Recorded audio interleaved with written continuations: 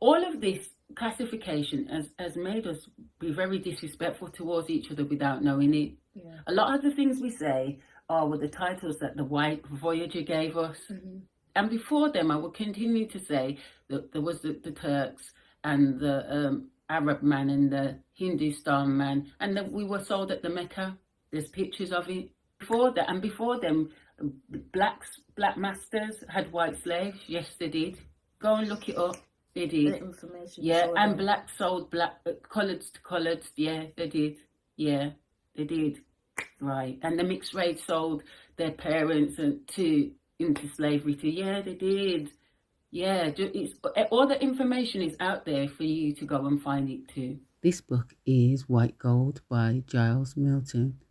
This is about the white slaves from North Africa who were European. As I've mentioned before, just because you are in North Africa as a slave, it doesn't mean that you are originally from there. You could be from Britain, England, or Ireland. Also, European doesn't mean that you were necessarily white. You could also be black, most likely Afro Asiatic.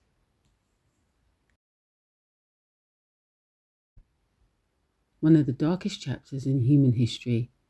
Every hand-glazed mosaic in this monumental palace, every broken column and battlement had been built and crafted by an army of Christian slaves, flogged by black slave drivers and held in filthy slave pens.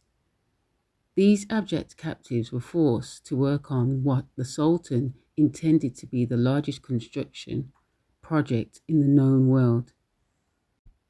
Moulay Ismail's male slaves were said to have toiled for 15 hours a day and were often forced to work at night as well. The female captives were even more miserable. Dragged to the harem and forcibly converted to Islam, they had the dubious honor of indulging the Sultan's sexual whims. Morocco was not the only place in North Africa where white captives were held as slaves.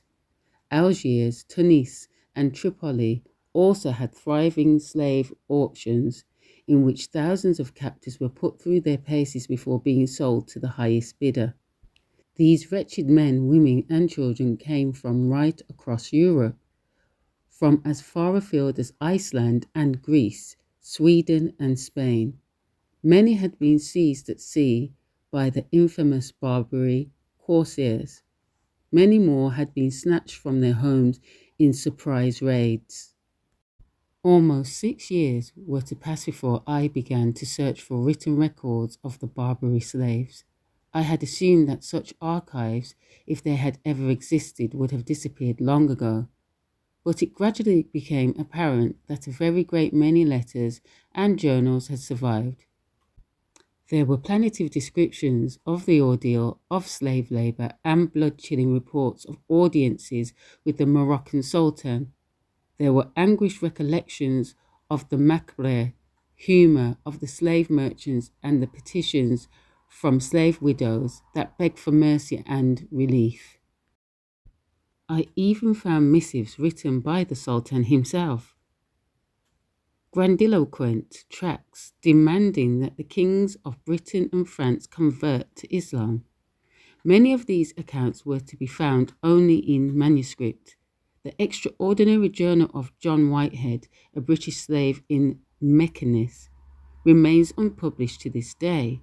Others were printed in such small quantities that only a handful of copies survive. A very rare volume by the French Padre Jean de la Fay turned up in St. Anthony's College, Oxford. The most fascinating testimonies were those written by the slaves themselves. The story of the white slave trade is one of individuals caught up in a nightmare far beyond their control. Most were to end their days in a hellish captivity, but fortunate few managed to escape.